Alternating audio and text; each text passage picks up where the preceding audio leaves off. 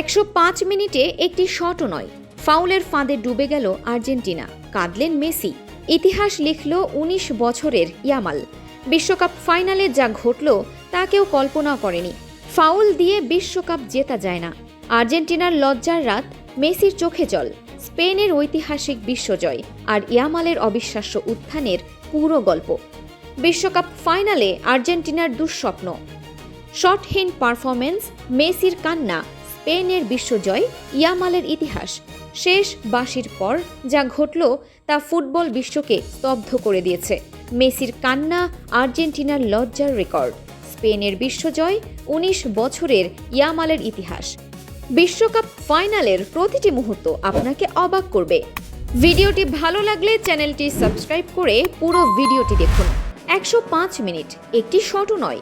হ্যাঁ, ঠিকই শুনেছেন।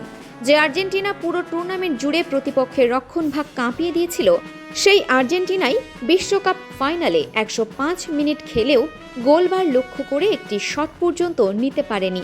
ফুটবল ইতিহাসে এমন দুঃস্বপ্নের রাত খুব কমই দেখা গেছে। বন্ধুরা, বিশ্বকাপের ফাইনাল মানেই কোটি কোটি মানুষের স্বপ্নের লড়াই। কিন্তু এই ফাইনাল যেন শুধু একটি ম্যাচ ছিল না, ছিল দুই ভিন্ন দর্শনের সংঘর্ষ। একদিকে ছিল স্পেনের ধৈর্য, পাসিং আর নিয়ন্ত্রিত ফুটবল, অন্যদিকে ছিল আর্জেন্টিনার অতিরিক্ত আগ্রাসন, বারবার ফাউল আর ছন্দ হারিয়ে ফেলা। শুরু থেকেই স্পেন বুঝিয়ে দেয় তারা ট্রফি জিততে এসেছে। বল নিজেদের পায়ে রেখে একের পর এক আক্রমণ গড়ে তুলেছিল তারা। আর্জেন্টিনা বল কেড়ে নেওয়ার বদলে যেন খেলোয়াড়দের থামাতেই বেশি ব্যস্ত ছিল। ফলে ম্যাচ যত এগোয় ততই স্পেনের আত্মবিশ্বাস বাড়তে থাকে। প্রথমার্ধেই আর্জেন্টিনা একের পর এক ফাউল করে ম্যাচের গতি নষ্ট করার চেষ্টা করে। দ্বিতীয়ার্ধে মাঠে নেমেই লিয়ান্দ্রো পারেদেস রদ্রির ওপর কঠিন ট্যাকল করে হলুদ কার্ড দেখেন। এরপর আরও কয়েকবার খেলা থামাতে বাধ্য হন রেফারি।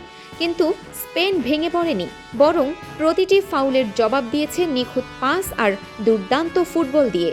তাদের খেলাই ছিল ধৈর্য, পরিকল্পনা আর আত্মবিশ্বাস। পরিসংখ্যানও যেন আর্জেন্টিনার বিপক্ষেই সাক্ষ্য দিচ্ছিল। বলের দখলে ছিল স্পেন, পাসিংয়ে ছিল স্পেন, সুযোগ তৈরিতেও ছিল স্পেন।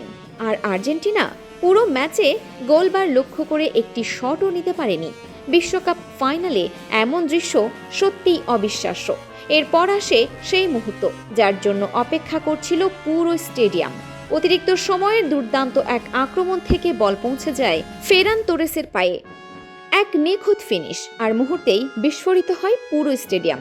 স্পেন এগিয়ে যায়, আর সেই গোলই শেষ পর্যন্ত নির্ধারণ করে দেয় বিশ্বকাপের ভাগ্য। শেষ বাঁশি বাজতেই একদিকে স্পেনের আনন্দ, অন্যদিকে আর্জেন্টিনার কান্না। লিওনেল মেসি মাথা নিচু করে দাঁড়িয়ে আছেন। রানার্স আপের পদক গলায় ঝুলিয়ে ট্রফির পাশ দিয়ে হাঁটার সময় তার চোখের জল লুকানো যাচ্ছিল না। কোটি ভক্তের বুকেও তখন একই প্রশ্ন, এটাই কি মেসির শেষ বিশ্বকাপ ম্যাচ? অন্যদিকে জন্ম নিল নতুন এক ইতিহাস। মাত্র ১৯ বছর বয়সে বিশ্বকাপ জিতে লামিন ইয়ামাল আবারও প্রমাণ করলেন ভবিষ্যতের ফুটবলের অন্যতম বড় তারকা তিনিই। ম্যাচ শেষে মেসির কাছে গিয়ে তাকে জড়িয়ে ধরার দৃশ্যটি মুহূর্তেই ভাইরাল হয়ে যায়। প্রতিদ্বন্দ্বিতার মাঝেও সম্মান আর মানবিকতার সেই ছবি ছুঁয়ে যায় কোটি মানুষের হৃদয়। তবে এই ফাইনালকে ঘিরে মাঠের বাইরেও নানা আলোচনা হয়েছে।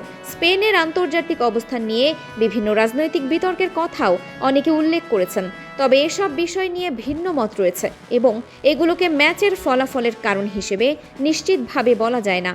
সবশেষে একটি প্রশ্ন থেকেই যায়, আর্জেন্টিনা কি সত্যি ফুটবল খেলতে নেমেছিল, নাকি নিজেদের পরিকল্পনাতেই আটকে গিয়েছিল? কারণ ফাইনাল জিততে শুধু আগ্রাসন নয়, দরকার ঠান্ডা মাথা, নিখুঁত পরিকল্পনা আর সুযোগ কাজে লাগানোর ক্ষমতা। আর সেই পরীক্ষায় সেদিন শতভাগ সফল ছিল স্পেন।